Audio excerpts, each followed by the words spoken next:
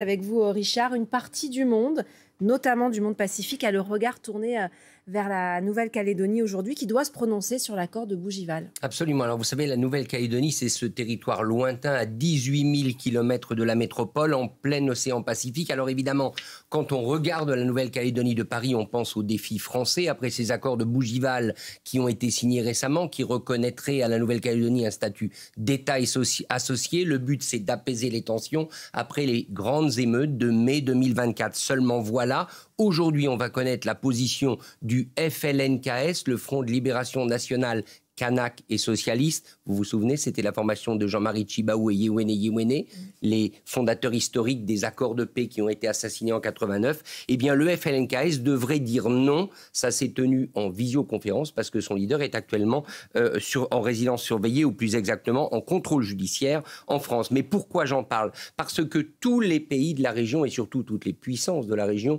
elles portent un autre regard sur ce dossier néo-calédonien. C'est un regard de puissance et de stratégie indo-pacifique. Emmanuel Macron en a parlé à plusieurs reprises de la stratégie indo-pacifique de la France, sauf qu'elle se heurte à qui? Elle se heurte à la Chine, qui bien évidemment considère cet espace comme le sien, seconde puissance mondiale. Elle se heurte aux États-Unis et à l'Australie, qui maintenant ont envie que la France reste sur place, mais pendant longtemps, ils ont bataillé contre l'influence française en Nouvelle-Calédonie. Elle se heurte aussi à des pays comme l'Indonésie, parce que l'Indonésie est la première productrice mondiale de nickel. Mais il est évident que le principal plan de blocage, c'est l'expansion maritime chinoise. Ouais. Et est-ce que ces puissances croient la France capable de sortir de ce bourbier calédonien? Vous avez raison de parler de bourbier, parce que c'est bien la situation. Imaginez que ces accords de Bougival, qui portaient tout de même 19 signatures au bas de la page, y compris des représentants kanak, eh bien, si ces accords sont rejetés, un vent de panique va souffler au sommet en France. La preuve, c'est que Manuel Valls,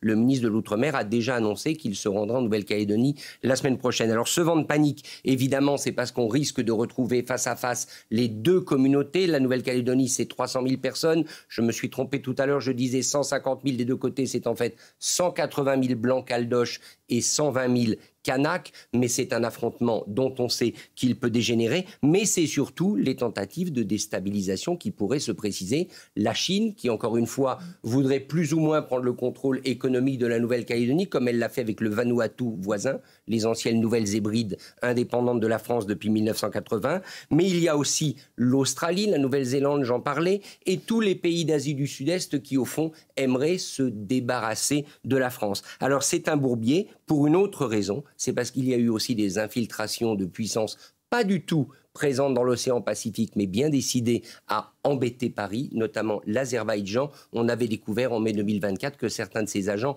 opéraient en Nouvelle-Calédonie. C'est donc pas seulement un bourbier politique pour la France, c'est aussi un bourbier stratégique. Et la France aurait beaucoup à perdre si la Nouvelle-Calédonie s'enfonçait dans cette crise? D'abord, il y a la perte de légitimité politique. Plus l'archipel s'enfonce dans la crise, plus les deux camps, ça ne vous étonnera pas, sont radicalisés, et plus les indépendantistes rejettent toute forme d'accord. Mais il y a aussi un bourbier économique, et cela, les puissances de la région le regardent.